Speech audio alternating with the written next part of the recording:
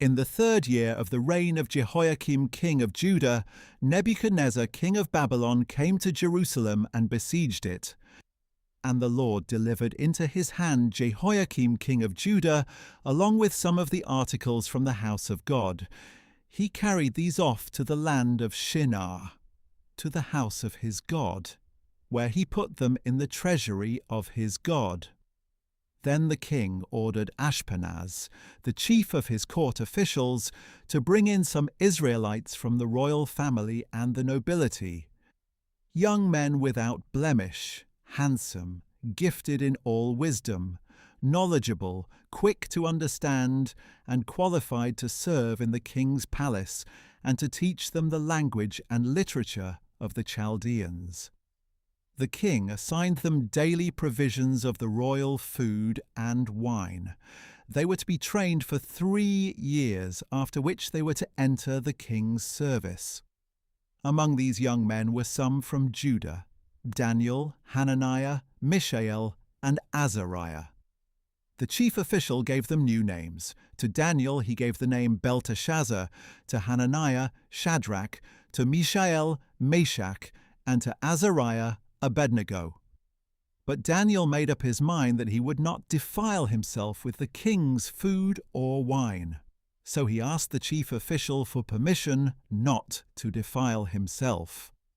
Now God had granted Daniel favor and compassion from the chief official. But he said to Daniel, "I fear my lord the king, who has assigned your food and drink.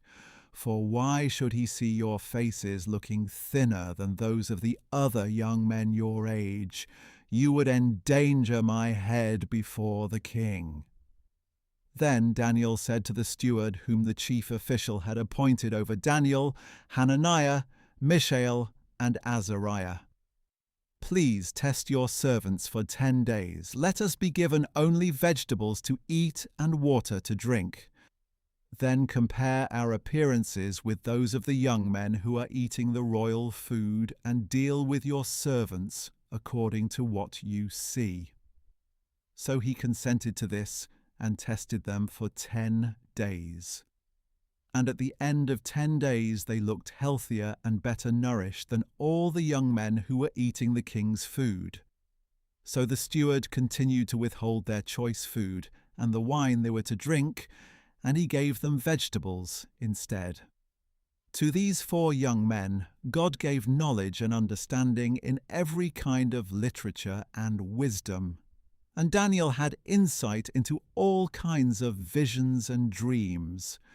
Now, at the end of the time specified by the king, the chief official presented them to Nebuchadnezzar, and the king spoke with them.